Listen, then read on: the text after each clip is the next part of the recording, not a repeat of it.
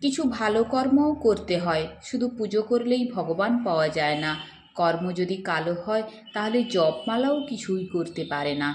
তোমার কষ্টের জন্য দুনিয়াকে দোষ দিও না, মনকে বোঝাও।